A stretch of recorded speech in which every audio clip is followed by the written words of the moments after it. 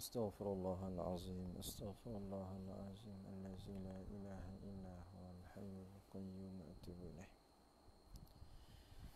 أستغفر الله العظيم الذي لا إله إلا هو الحي القيوم أتوب إليه أستغفر الله العظيم الذي لا إله إلا هو الحي القيوم أتوب إليه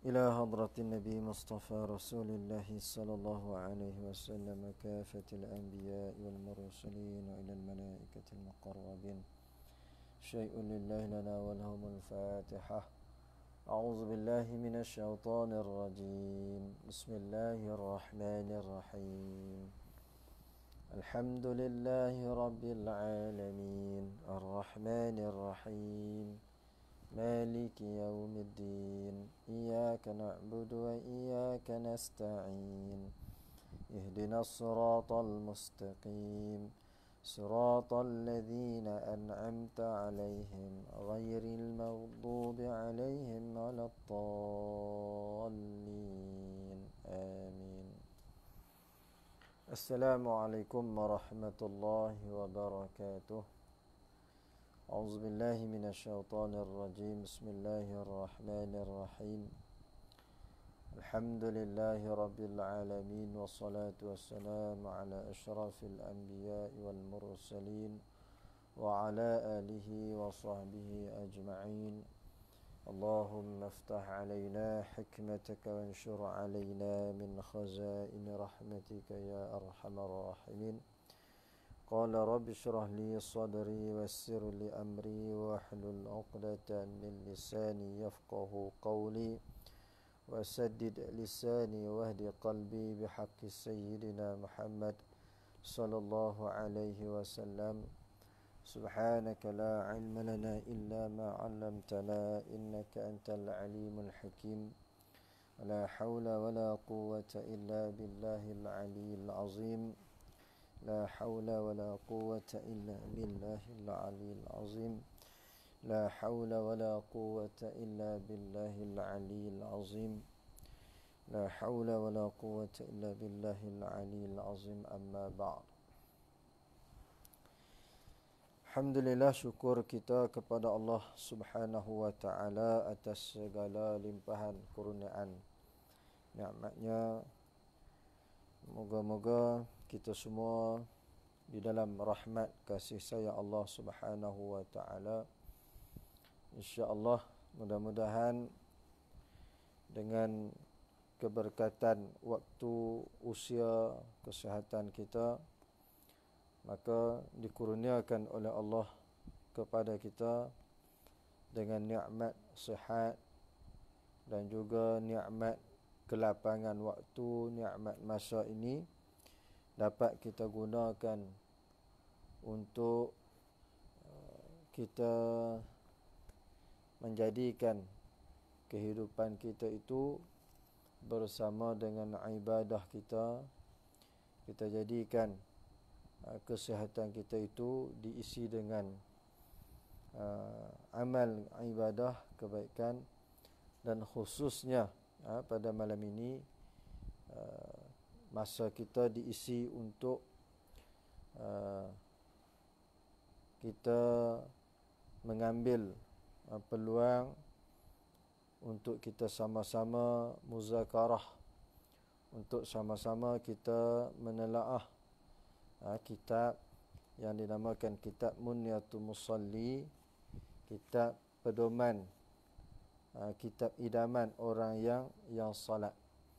Mudah-mudahan dengan muzakarah kita, majlis ilmu kita pada malam ini diberkati oleh Allah Subhanahu wa ta'ala, dan mudah-mudahan kita semua mendapat syafaat di akhirat nanti, bekalan yang memberi manfaat, ilmu yang memberi manfaat kepada kita, seperti mana Nabi SAW bersabda, ilmu yang memberi manfaat itu adalah adalah bekalan yang kekal setelah mana kita mati.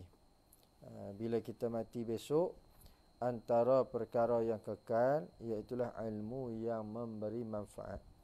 Apakah ilmu yang memberi manfaat? Kita belajar tentang sembahyang, kita belajar mengenai sembahyang, mengenai bab sembahyang, maka kita terus melakukan amal dalam kehidupan kita, iaitu kita mendirikan sembahyang, kita menjaga sembahyang dengan sebaik mungkin. Mudah-mudahan dengan pengajian kita pada malam ini, iaitu kitab Munyatul Musalli, idaman orang yang salat ini, dapat menunaikan kesempurnaan kita di dalam sembahyang, insya-Allah. Baik, malam ini tuan-puan muslimin muslimat yang dirahmati Allah, bagi mereka yang sedang menonton, sama ada pada ketika ini ataupun pada waktu-waktu yang kelapangan yang lain, insya-Allah malam ini kita sambung pada bab yang ke-6. Kita sambung pada rukun yang ke-6 daripada bab berkenaan dengan rukun-rukun sembahyang. Baik, kita ulangi pertama daripada 13 rukun sembahyang. Pertamanya ialah niat. Apakah arti niat? Iaitu qasdu syai'in muqtarinan bi fi'lih. Iaitu menyahaja ia akan suatu hal keadaannya disertakan dengan awal perbuatannya. Dan niat ini ialah terletak pada hati kita. Maka dengan yang demikian, ada beberapa perkara yang mesti disempurnakan di dalam niat kita itu, iaitulah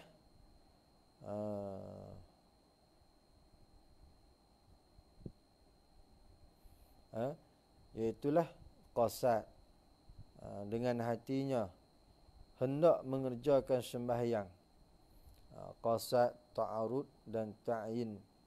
Maknanya kita nak tahu kita nak sembahyang apa, dan kita nak sembahyang,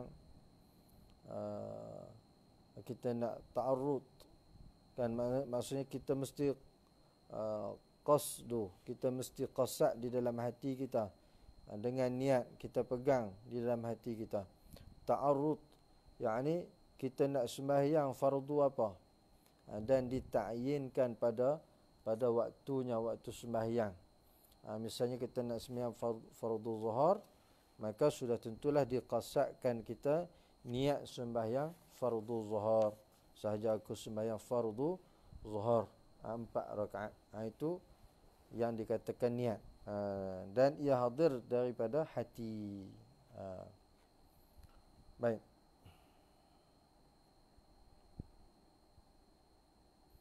sekalipun sembahyang itu adalah sembahyang sunat. Baik, yang kedua daripada 13 rukun sembahyang, iaitulah takbiratul ihram. Kita mengangkat takbir Allahu Akbar. Itu rukun yang kedua, iaitu yang kedua daripada rukun sembahyang yang 13. Rukun sembahyang 13. Rukun sembahyang ni ada sebanyak 13 perkara. Yang pertama niat, yang kedua iaitulah takbiratul ihram. Dan yang ketiganya daripada 13 perkara daripada rukun, iaitulah qiyam, seperti mana yang telah disebutkan pada Ahad yang lalu, minggu lepas, Ahad yang lalu, iaitu qiyam. Yang ketiganya ialah qiyam. Apa makna qiyam? Yakni berdiri pada sembahyang fardu. Disyaratkan dia dengan dibetulkan tulang belakang. Maknanya Qiyam itu mesti disempurnakan dengan keadaan berdirinya dengan berdiri yang betul. Dia tak boleh membokokkan badannya, dia tak boleh nak menggerakkan badannya ke kiri ataupun ke kanan. Maknanya dia mesti berdiri dengan lurus, dengan betul, yakni dibetulkan tulang belakangnya. Sekalipun jikalau dengan bersandar sekalipun. Kemudian diceritakanlah bagaimana sekiranya tak mampu berdiri, dia boleh duduk sampailah menggunakan isyarat mata dan akhirnya sekali sampailah kepada hati.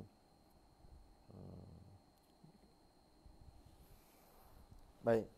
Dan yang keempatnya daripada 13 rukun sembahyang. Yang ni saya ulang balik. Ulang nak bagi kita ingat. Yang keempatnya ialah membaca Fatihah. Membaca Fatihah ini wajib kita pelajari. Supaya apa? Supaya setiap bacaan surah Fatihah kita itu yang menjadi rukun yang keempat daripada 13 rukun dalam rukun sembahyang, supaya ia tidak menjadi cacat, celah, tak jadi kurang. Maknanya sembahyang kita itu sempurna, jadi baik, jadi elok. Yang kita bimbangnya dalam sembahyang kita, qiyam kita, rukuk kita, sujud kita semua dah cantik dah. Tiba-tiba rukun yang keempat, bacaan Fatihah kita tidak sempurna, tidak betul. Tidak betul dari segi apa? Dari segi bacaannya, dari segi hurufnya, tasydidnya, tertibnya dan seumpamanya. Maka wajib kita belajar. Wajib kita belajar menyempurnakan, membetulkan bacaan suratul Fatihah kita. Wajib. Yang ni bukan sunat, bukan harus. Yang ni hukumnya adalah wajib. Maka siapa yang tak belajar, tidak menyempurnakan surah Fatihah ini, dia tak belajar betul-betul bacaan Fatihah, maka berdosalah dia. Kenapa? Kerana selama mana dia sembahyang di dalam keadaan bacaan yang tidak betul, bagaimana nak sempurna sembahyangnya? Sedangkan bacaan Fatihah itu adalah termasuk di dalam rukun sembahyang. Bila satu rukun tak betul, maka habis kesemua sembahyangnya tidak sah. Itu. Sebab itu penting rukun sembahyang ni. Dan kelimanya, rukuk. Dan sekurang-kurangnya tunduk sekira-kira sampai dua tangan akan dua lututnya. Yang kelimanya ialah rukuk. Ini saya ulang sebelum kita masuk pada malam ni, sambungan kita pada rukun yang ketujuh. Rukuk. Baik. Rukuk juga mesti kena sempurna, rukuk dengan betul, rukuk dengan baik. Kecuali ada keuzuran.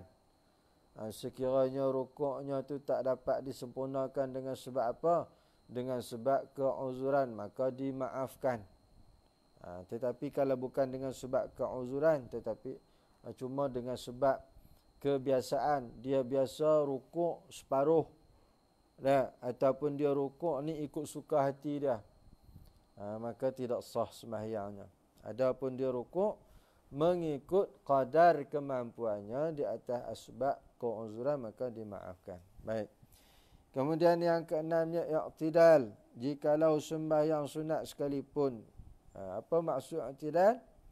Iaitu kembali ia kepada qiyam. Maknanya selepas daripada kita rukuk, subhana rabbiyal azim wa bihamdih, habis kat situ dengan tamak ninahnya, kemudian kita bangun daripada rukuk tadi, kita berada dalam posisi qiyam kembali. Itu dia panggil i'tidal. Sebelum kita nak turun sujud, maknanya selepas daripada rukuk, Allahu Akbar, Subhana rabbiyal azim wa bihamdih. Kemudian kita nak bangun balik tu dikira bangun itu ialah i'tidal. Kembali ia kepada qiyam. Lepas tu barulah dia boleh terus turun kepada sujud. Dia tak boleh daripada rukuk terus sujud, tak boleh. Maknanya ini juga termasuk di dalam rukun daripada 13. Rukun yang 13 di dalam sembahyang. Yang keenamnya ialah i'tidal.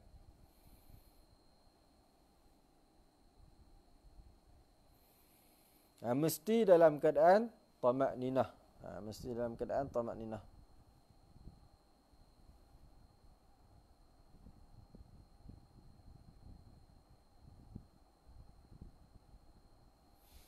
Mesti dalam keadaan tamakninah. Baik. Qala musannif rahimahullahu ta'ala. Baik, sambungan kita malam ni iaitulah dan ketujuh. Sambungan yang ketujuh daripada 13 perkara, yakni rukun sembahyang. Baik. Yang ketujuhnya ialah sujud 2 kali pada tiap-tiap rakaat dengan tamakninahnya. Sujud ini juga adalah rukun. Tuan-puan sahabat yang dirahmati Allah, wajib kita faham bahawa rukun-rukun sembahyang ini adalah perkara asas di dalam soal sah ataupun tidak sembahyang kita. Kalaulah sekiranya rukun kita tidak betul, maka tidak sah sembahyang kita. Bila sembahyang kita tidak sah, maka kita berada sepanjang masa di dalam kemurkaan Allah, di dalam dosa. Kita duduk dalam dosa. Sebab apa? Sebab kita tak menuntut ilmu, sebab kita tak nak belajar, nak menyempurnakan sembahyang kita. Adapun pada ketika ini, kita belajar, kita berusaha menuntut ilmu, kita berusaha untuk menyempurnakan sembahyang kita. Sekiranya sembahyang kita itu tidak sempurna, maka dimaafkan. Kerana apa? Inilah kelebihan bagi orang yang menuntut ilmu. Kerana kita di dalam perjalanan menuntut ilmu. Maknanya umpama ibarat budak-budak. Dia tak pandai lagi. Dia baru belajar nak berjalan. Jadi kalau jatuh itu biasa. Sebab apa? Sebab dia ada usaha nak belajar untuk berjalan. Begitulah juga dengan kita. Kita ada usaha untuk menyempurnakan sembahyang kita. Kita ada usaha untuk membetulkan sembahyang kita melalui majlis ilmu. Kita belajar. Lama-lama jadi elok, lama-lama jadi sempurna, insya-Allah. Mudah-mudahan Allah ampun akan dosa-dosa kita. Khususnya dalam soal kita nak menyempurnakan sembahyang. Baik. Yang ketujuh daripada 13, sujud 2 kali pada tiap-tiap rakaat dengan tamakninahnya. Maknanya sujud hanya 2 kali. Kalau takdirnya sujud 3 kali, maka batal sembahyang. Berlaku ke tidak ni?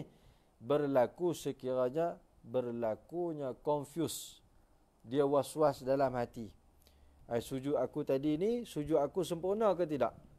Sujud aku tadi sampai ke tidak? Sedangkan sujud tu dah sampai dah. Nanti kita akan tengok macam mana syarat sah sujudnya tadi. Baik. Dan jikalau ia sujud atas suatu yang ia tanggung, yang tiada bergerak dengan geraknya sekalipun, dan sekurangnya mengenakan suku daripada dahinya, dan suku daripada 2 lututnya, dan 2 tapak tangannya atau anak jarinya, yang batinnya dan perut anak jarinya, atau jari 2 kakinya kepada tempat sujud, dan wajib menekankan dahinya kepada tempat sujudnya, dan meninggikan punggungnya daripada kepalanya, dan yang akmalnya bahawa takbir bagi tunduk sujud dengan tiada mengangkatkan 2 tangannya, kemudian dihantarkan 2 lututnya. Kemudian 2 tapak tangannya menghunjur segala jari ke kiblat, kemudian menghantarkan dahinya dan hidungnya pada hal terbuka keduanya, dan menceraikan dua kakinya kadar sejengkal, dan merenggangkan dua lengannya daripada dua lambungnya, dan mengangkatkan perutnya daripada dua pahanya pada lelaki, dan menghimpunkan keduanya pada yang lain daripada lelaki. Nampak? Panjang sikit bab sujud ni. Bab sujud ni dia panjang sikit. Nah, dia detail sikit. Baik, kita ambil satu-satu. Sujud 2 kali pada tiap-tiap rakaat dengan tamakninah. Maknanya setiap sembahyang kita tu, setiap dalam sujud kita hanya 2 kali, tak boleh lebih dan tak boleh kurang. Nah, maknanya sujud 2 kali saja, tak lebih dan tak kurang. Itu satu. Dalam tiap-tiap sembahyang, dalam tiap-tiap rukun yang ketujuh mesti sujud. Dan sujud itu hanya 2 kali, tak lebih dan tak kurang. Nah, baik, itu satu. Dan disertakan dengan tamakninah. Apa dia tamakninah? Ingat. Kita kena ingat. Apa dia tamakninah? Tamakninah ni maknanya kita buat setiap rukun tadi mengikut stepnya, satu persatu. Tak boleh kita buat direct terus tanpa henti.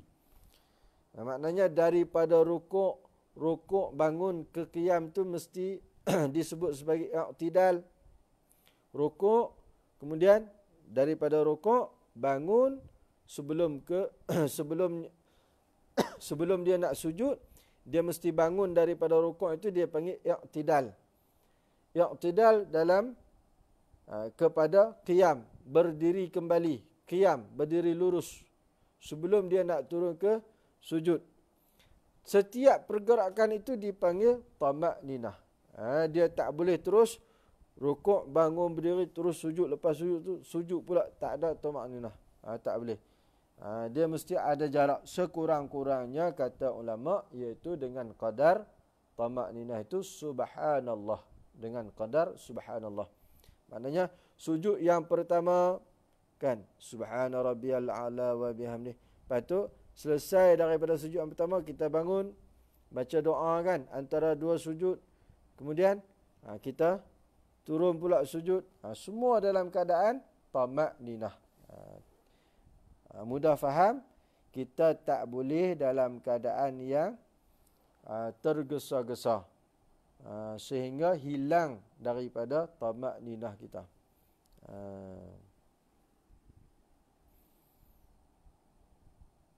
Mana setiap pergerakan itu dia ada step dia ada langkah dia.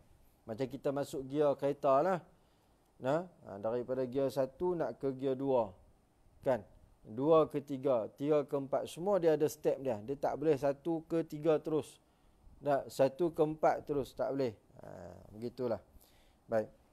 Itu satunya daripada yang ketujuh daripada rukun sembahyang, iaitu sujud. Baik. Dan jikalau ia sujud atas suatu yang ia tanggung, yang tiada bergerak dengan gerak suatu itu sekalipun.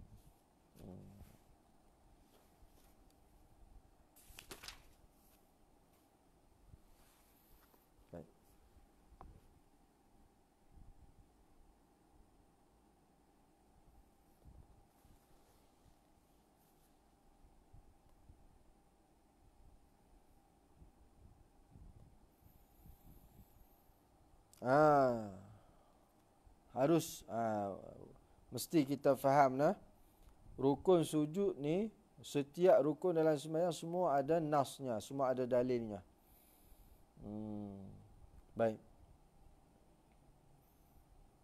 Jangan kita i'tiqad, jangan kita qasad, jangan kita ikut macam mana sujud sembahyang agama-agama yang lain, dia tak sama. Sebab itu kita kena belajar bab sujud ni. Kerana apa? Kerana di dalam Quran disebut dalam surah Al-Hajj ayat 77. Firman Allah Ta'ala, Ya ayyuhalladzina amanu Ya ayyuhalladzina amanu ruk'u wasjudu. Wahai orang-orang yang beriman, rokoklah serta sujudlah, mengerjakan salat, mengerjakan sembahyang.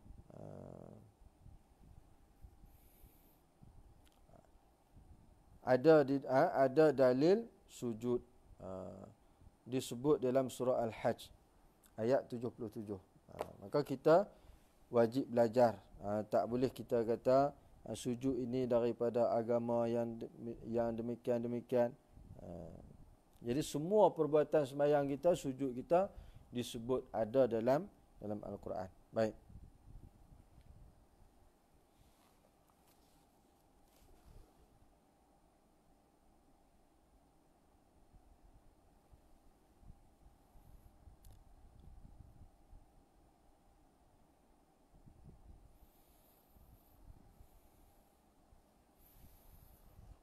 Dan jikalau ia sujud atas suatu yang ia tanggung, yang tiada bergerak,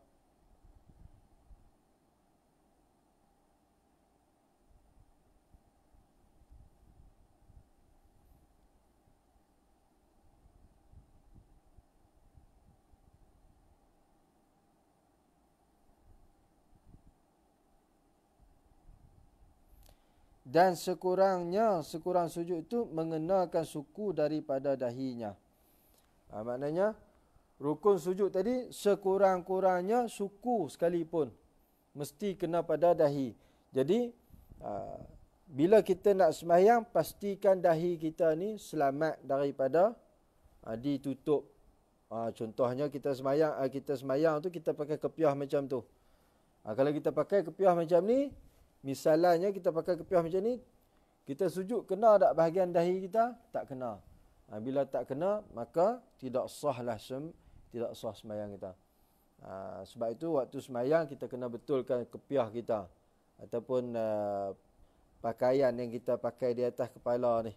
Kita kena buka supaya bahagian dahi kita ni, walaupun dengan disebut sini sekalipun, dan sekurang-kurangnya mengenakan suku daripada dahinya.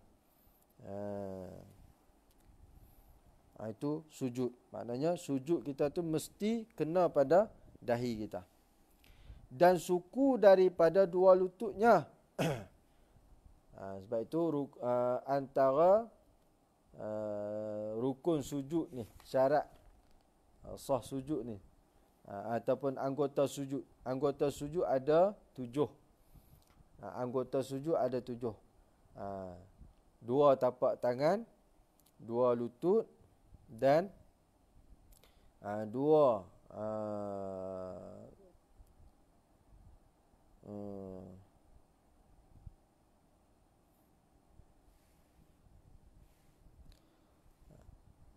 dan perut anak jarinya atau jari 2 kakinya dan 1 dahi. Jadi 2 kaki, 2 lutut, 2 tapak tangan, 1 dahi. Jadi semuanya 7. Maknanya anggota sujud ni ada 7. 2 kaki, 2 lutut, 2 tapak tangan dan dahi kita. Mesti kena. Maknanya anggota sujud kita tu kena dahi kita, tapak tangan kita, 2 lutut kita, dan 2 dan perut anak jarinya, perut anak jari kita ni, anak jari kaki. Perut anak jari kaki atau jari 2 kakinya. Baik, itu sujud.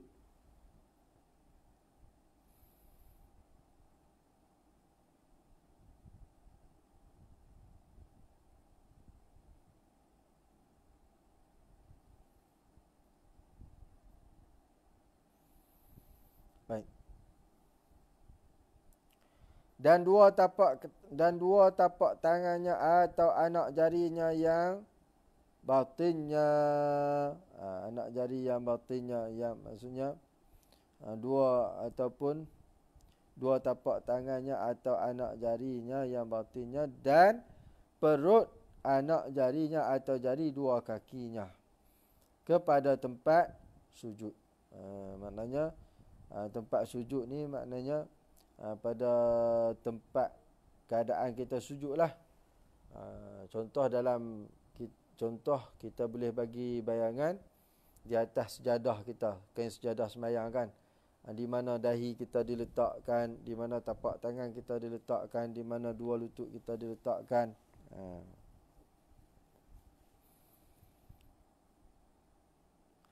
Dan wajib menekankan dahinya kepada tempat sujudnya. Maknanya, dan waktu dia sujud tu mesti dia kena tekan sikit. Dia tak boleh mana tekan pun bukanlah tekan sampai bengkak dahi-dahi tu, tak. Maknanya kita kena sujud tu sujud yang betul. Kita letak dahi kita pada lantai, pada sejadah yang betul. Kita tak boleh letak main bayang-bayang hujung-hujung, tak boleh. Kita kena letak bagi elok. Letak bagi elok tempat dahi kita dengan sejadah tu, kita letak bagi elok. Kita letak bagi rapat elok. Pastikan rapat, elok, sempurna. Dan meninggikan punggungnya. Waktu kita sujud tu punggung kita tu mesti kena tinggi. Tak boleh punggung tu jatuh rendah, jatuh ke bawah. Sebab tu kita tak boleh nak samakan dengan sujud sembahyang agama yang lain. Adapun sujud sembahyang agama yang lain, barangkali punggungnya rendah, tangannya ke lantai, bukan takat tapak tangan habis satu siku ni ke lantai. Macam mana seumpama anjing yang sedang tidur tu. Maknanya kita ni kalau sembahyang macam tu, jadi umpama macam tu lah. Maka tidak sah sembahyang kita tadi, kerana tak menyempurnakan rukun sujud itu. Baik. Dan wajib menekankan dahinya.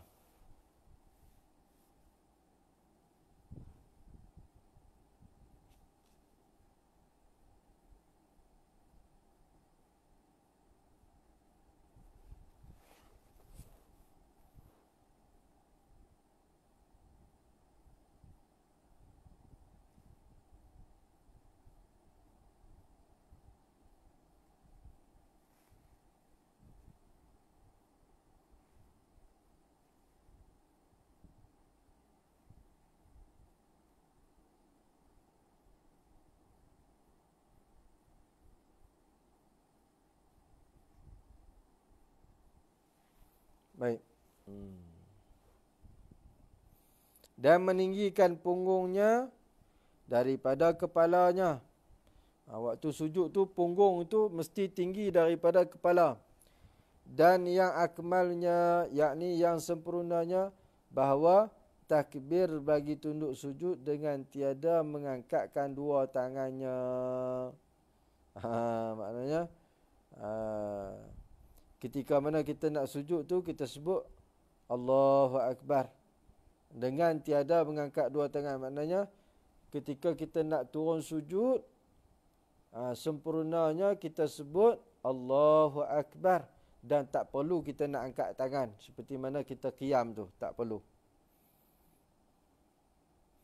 Kemudian dihantarkan dua lututnya, kemudian dua tapak tangannya menghunjur segala jarinya ke kiblat. Jadi ketika kita sujud itu, setiap anggota kita tadi semuanya mengarah ke kiblat. Kemudian menghantarkan dahinya dan hidungnya. Waktu kita sujud tu dahi dengan hidung tu.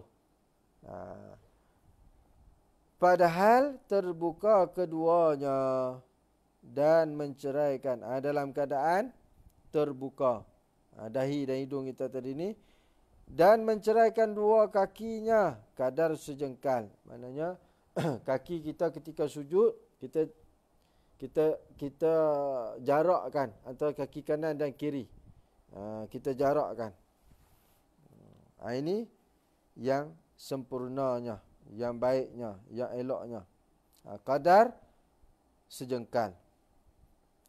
dan merenggangkan dua lengannya daripada dua lambungnya. Ketika kita sujud, dua lengan kita tadi ni jangan kita dekat dengan dada kita. Maknanya ketika kita sujud, lengan kita tadi ni kita buka. Jangan kita rapat gitu. Kecuali kalau wanita, kalau perempuan. Kalau perempuan, dia dikehendaki dia rapat. Dia tutup sikit dua lengan dia tadi, siku tadi, daripada daripada lambung, daripada badannya ni, dadanya. Dan mengangkatkan perutnya daripada dua pahanya. Ketika sujud, perut kita juga tak boleh kita bongkok rapat dengan paha, tak boleh. Pada lelaki. Maknanya hukum ni bagi orang lelaki. Dan menghimpunkan keduanya pada yang lain daripada lelaki. Maknanya kalau orang perempuan, dia kena tutup sikit lengan antara jarak tangannya dengan tubuh badannya. Baik.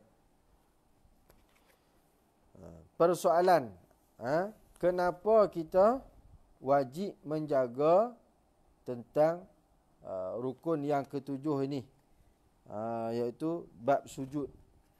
Kerana semuanya di dalam perbuatan kita, dalam perbuatan sembahyang kita itu semuanya ada nasnya, ada dalilnya. Bukan saja-saja alim ulama tu guru tulis suruh kita buat, bukan saja-saja kita buat, dan bukan kita sembahyang tu dengan ikut-ikutan, tak. Kerana semua itu ada dalilnya, ada nasnya. Sama ada Quran ataupun hadis. Sebab itu had ataupun perkara sujud ini mesti kita kena jaga. Kerana apa? Yakni disyaratkan sujud itu di atas 7 anggota. Kerana sujud ni, syarat sujud mesti ada di atas 7 anggota. Apa dia? Yang pertama dahi, yang kedua dua tapak tangannya, dan yang ketiga maksudnya yang pertama dahi, yang kedua dan ketiga dua tapak tangannya, dan 4 dan 5 dua lututnya, 6 dan 7, dan perut anak jari dua kakinya. Ini syarat bagi mana disyaratkan sujud yang dikatakan 7 anggota tadi. Kerana daripada Abbas, dari Abbas bin Abdul Muttalib radhiyallahu anhu, beliau mendengar Rasulullah sallallahu alaihi wasallam bersabda, "Idza sajada al-'abdu sajada ma'ahu sab'atu arabin wajhuhu wa kaffahu wa rukbatahu wa qadamahu." Daripada Abbas bin Abdul Muttalib radhiyallahu anhu, beliau mendengar Rasul sallallahu alaihi wasallam bersabda, "Idza sajada al-'abdu sajada ma'ahu sab'atu arabin wajhuhu wa kaffahu wa rukbatahu wa qadamahu." Artinya seorang hamba apabila ia sujud sertanya seorang hamba tadi 7 anggota. Ini hadis Nabi. Sujud seorang itu 7 anggota. Yani idza sajada al-'abdu sajada ma'ahu sab'atun. 7 anggota. Arabin wajhuhu. Yani anggota yang disebutkan tadi, mukanya, dua tapak tangannya, dan dua lututnya, wa qadamahu, dan dua tapak kakinya. Baik. Itu berkenaan dengan sujud. Baik. Dan yang ke-8-nya daripada 13, yakni duduk antara dua sujud. Duduk antara dua sujud. Dan jikalau sembahyang sunat sekalipun dengan tamakninah, duduk antara dua sujud juga termasuk di dalam rukun. Tak boleh kita sembahyang tanpa duduk antara dua sujud. Mesti duduk juga. Kerana apa? Kerana duduk antara dua sujud itu adalah rukun daripada 13 rukun sembahyang. Jikalau sembahyang sunat sekalipun sembahyang sunat dengan tamak ninah, semuanya dengan diiringi dengan tamak ninah. Semua dengan tamak ninah. Dan jangan dipanjangkan dia. Duduk antara dua sujud ni tak perlulah kita nak duduk lama-lama. Dengan qadar bacaan doa kita. Tak. Rabbi ghfirli warhamni wajburni. Dengan qadar bacaan doa itu. Baik. Kemudian demikian lagi pada i'tidal kerana rukun yang pendek keduanya. Kerana kedua-dua tadi adalah rukun yang pendek. I'tidal dan juga duduk antara dua sujud. Dan sunat menghantarkan dua tapak tangannya di atas dua lututnya. Ketika mana kita duduk antara dua sujud itu, tapak tangan kita duduk di atas paha, di atas dua lutut tadi ni. Dihunjurkan segala anak jarinya.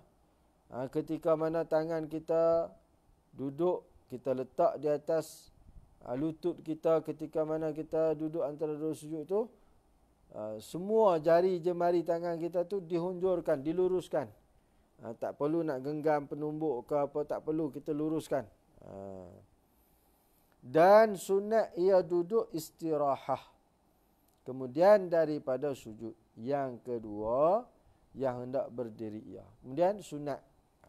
Comelnya, selepas daripada sujud yang kedua, kita duduk antara dua sujud tadi ni dalam keadaan istirahah sekejap. Lepas tu baru kita bangun qiyam. Boleh tak? Kalau boleh ke tidak daripada sujud kita nak terus bangun? Boleh. Tapi tak dapatlah pahala sunat. Kalau kita nak pahala sunat daripada sujud yang kedua tu, kita duduk sekejap dengan keadaan istirahah sebelum kita nak bangun qiyam balik. Itu dapat sunat. Dapat pahala sunat antara perkara-perkara kelebihan-kelebihan di dalam sembahyang. Sunat-sunat di dalam sembahyang.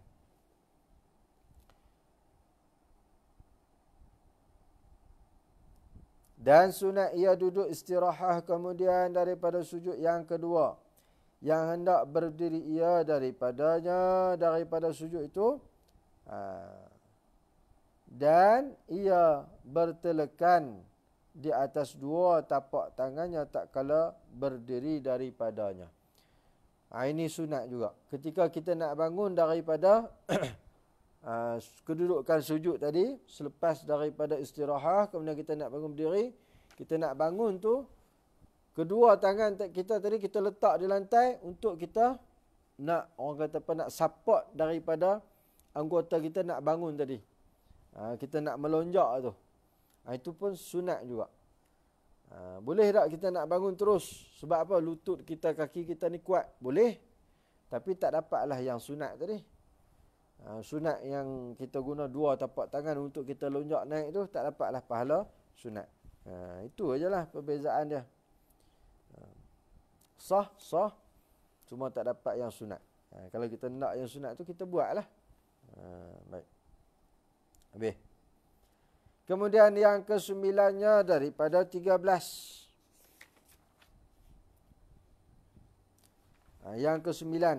InsyaAllah kita nak habis rukun 13 malam ni. InsyaAllah. Yang ke-9-nya iaitu membaca tasyahud akhir. Baca tasyahud ni adalah rukun juga. Membaca tasyahud ini adalah rukun. Tasyahud bukan sunat tak, rukun.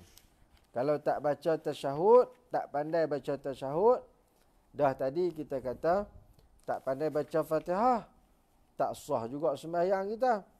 Kalau tak pandai baca tasyahud, macam mana pula? Tak sah juga. Sebab apa? Tasyahud ini juga termasuk di dalam rukun 13, iaitu rukun yang ke-9. Sebab tu kita kena belajar. Kita kena mengaji, kita kena belajar, kita kena menuntut ilmu. Kita cari guru, kita baca, kita tasmik depan guru kita dengar, kita baca, guru kita dengar, dan betulkan setiap bacaan kita, supaya sembahyang kita dapat sempurna, diterima di sisi Allah. Baik. Yang kesembilan membaca tasyahud akhir, iaitu at-tahiyyatul mubarakatus salawatut tayyibatu lillah. Assalamu alayka ayyuhan nabiyyu wa rahmatullahi wa barakatuh. Assalamu alayna wa ala ibadillahis salihin. Ashhadu an la ilaha illallah wa ashhadu anna Muhammadar Rasulullah. Habis. Baik. Segala penghormatan, keberkatan sembahyang dan kebaikan itu adalah bagi Allah jua. Wahai Nabi, semoga engkau mendapat kesejahteraan, rahmat dan keberkatan Allah. Semoga kami dan sekalian hamba Allah yang baik-baik turut mendapat kesejahteraan. Aku naik saksi bahawa sesungguhnya tiada Tuhan melainkan Allah, dan aku naik saksi bahawa sesungguhnya Nabi Muhammad itu pesuruh Allah. Yang ni rukun yang ke-9, iaitu membaca tasyahud akhir. Inilah sunat dibacakan pula pada tasyahud awal. Maknanya pada bacaan tasyahud awal itu sunat saja, tapi sunat yang muakkad, sunat yang ditutup, mesti dibaca. Ada apa kalaulah terlupa, misalnya terlupa pada tasyahud awal, sah tak sembahyang? Sah. Tapi mesti ditampung, ditempelkan dengan sujud sahwi. Baik. Adapun tahiyat ni pada tasyahud akhir itu rukun. Baik. Yang ke-10 daripada 13, membaca selawat ke atas Nabi SAW dalam pada tasyahud akhir. Kalau tak baca selawat ni, kalaulah kita tak baca selawat ni dalam tasyahud akhir, maka tak sah juga sembahyang kita. Iaitu Allahumma salli ala Muhammad, ataupun Allahumma salli ala Sayyidina Muhammad. Ya Allah, kurniakanlah rahmat kepada Nabi Muhammad. Dan yang sempurnanya, Allahumma salli ala Muhammad wa ala ali Muhammad. Yang tu yang sempurnanya. Allahumma salli ala Sayyidina Muhammad wa ala ali Sayyidina Muhammad. Kama sallaita ala Ibrahim wa ala ali Ibrahim. Wa barik ala Muhammad wa ala ali Muhammad. Kama barakta ala Ibrahim wa ala ali Ibrahim fil alamin. Innaka hamidun majid. Ayat ni yang akmalnya, yang sempurnanya. Artinya, ya Allah, kurniakanlah rahmat kepada Nabi Muhammad dan kepada ahli keluarga Nabi Muhammad sebagaimana engkau kurniakan rahmat kepada Nabi Ibrahim dan kepada ahli keluarga Nabi Ibrahim. Kurniakanlah keberkatan kepada Nabi Muhammad dan kepada ahli keluarga Nabi Muhammad sebagaimana engkau kurniakan keberkatan kepada Nabi Ibrahim dan kepada ahli keluarga Nabi Ibrahim di seluruh alam. Sesungguhnya engkau maha terpuji lagi maha mulia. Itu yang sempurnanya. Yang ke-11nya duduk bagi tasyahud dan bagi selawat atas Nabi Muhammad sallallahu alaihi wasallam dan bagi salam yang pertama. Ini rukun. Yang ke-11 ni apa dah? Duduk bagi tasyahud. Duduk tasyahud. Dan bagi selawat atas Nabi. Dan akhirnya bagi salam yang pertama. Maknanya kita bagi salam, Assalamualaikum warahmatullahi. Selesailah rukun yang ke-11.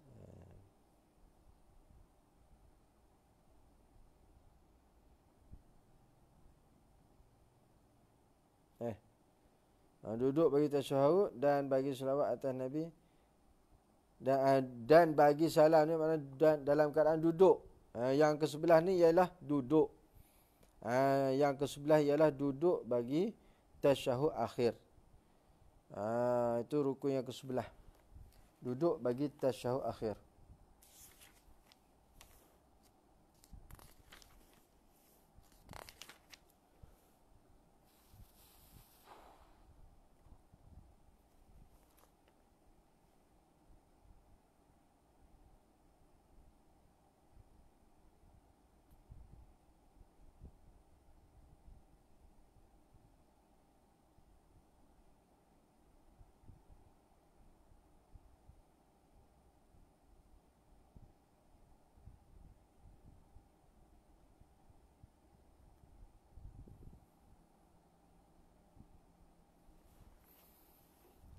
Itu yang ke-11. Duduk bagi tasyahud. Dan bagi selawat atas Nabi dan bagi salam yang pertama. Baik.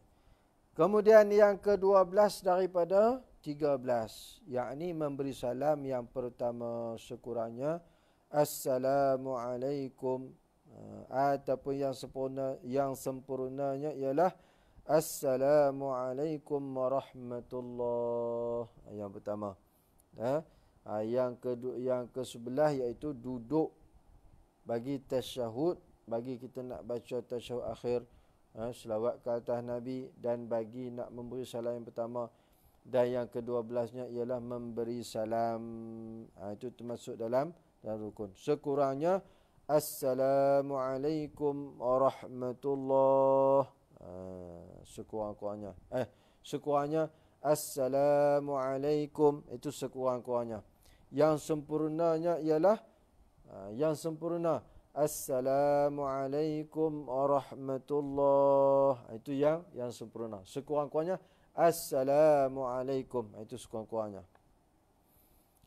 Memadai. Tapi yang sempurnanya Assalamualaikum warahmatullahi. Itu artinya semoga kamu mendapat kesejahteraan dan rahmat Allah 2 kali, sekali ke pihak kanan dan sekali ke pihak kiri. Berpaling keduanya hingga kelihatan pipinya bagi orang yang duduk di belakangnya. Maknanya kita kena paling bagi sungguh. Assalamualaikum warahmatullahi. Assalamualaikum warahmatullahi. Paling itu. Dan sunat meniat memberi salam atas orang yang berpaling kepadanya daripada malaikat dan yang mukmin. Dan sunat. Dan sunat ni, sunat kita niat memberi salam atas orang yang ia berpaling kepadanya. Kita sunat. Kita niat. Yang ni perkara sunat. Apa dah perkara sunat? Kita niat beri salam pada orang yang kita paling sebelah kiri dan kanan kita. Dan daripada malaikat. Nampak? Sedangkan para malaikat duduk sembahyang berjemaah.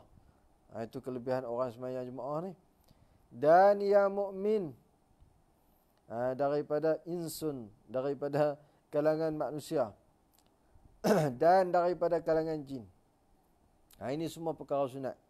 Dan sunat meniat, yakni sunat kita niat keluar daripada sembahyang pada salam yang pertamanya, jangan terdahulu dan jangan terkemudian. Maknanya kita niat kita keluar sembahyang dah, habislah sembahyang kita tu.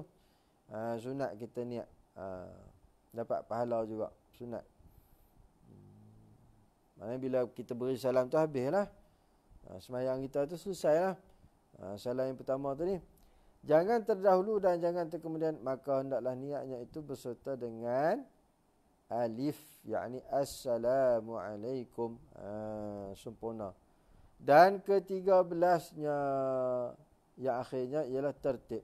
Seperti barang yang telah tersebut, yang terkandung atas disertakan niat dengan takbiratul ihram dan berserta keduanya dengan qiyam dan Fatihah dan tasyahud dan selawat dan salam beserta dengan duduk pada tasyahud, maka tertib itu yang lain daripada itu. Maknanya yang ke-13 ini ialah tertib. Setiap ibadah kita ada tertibnya, ada adabnya. Ada tertib dan ada adabnya. Lebih-lebih lagi dalam sembahyang.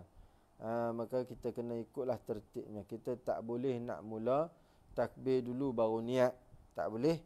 Kita tak boleh baca Fatihah dulu baru takbir. Tak boleh. Semuanya mesti ikut tertibnya. Daripada rukun yang pertama sampailah ke-13 ikut tertib teraturnya. Barulah sembahyang kita itu sempurna. Barulah sembahyang kita itu betul diterima oleh Allah. Baik. Habis bab rukun sembahyang. InsyaAllah kita akan sambung pula pada bulan yang akan datang. Sekiranya diizinkan oleh Allah. Sekiranya kita ni selamat daripada segala penyakit. Dan Allah Ta'ala kurniakan kesihatan, kelapangan yang baik pada kita, insyaAllah. Di lain waktu kita akan bertemu lagi, insyaAllah. Baik. Seterusnya, muka surat 22. Boleh tandalah. Nanti kita sambung.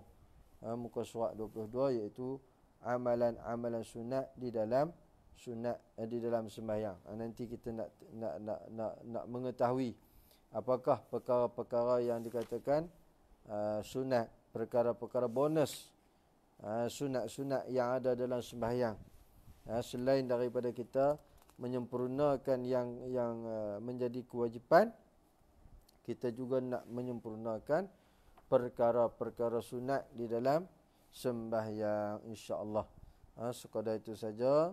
Wallahu alam. Aqulu qawli hadza astaghfirullahal azim. A'udzu billahi minasyaitonir rajim. Bismillahirrahmanirrahim. Alhamdulillahi rabbil alamin. Wassalatu wassalamu ala sayyidina Muhammad wa ala alihi wa sahbihi ajma'in. Allahumma faqihna fid din wa 'allimna ta'wil.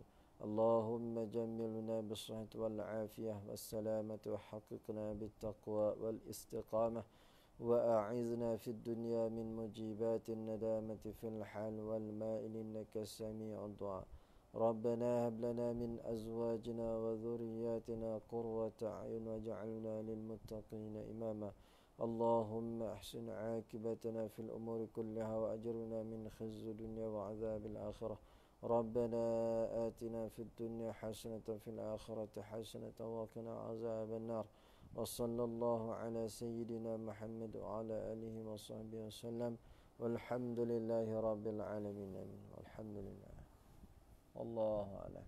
Terima kasih semua. Allah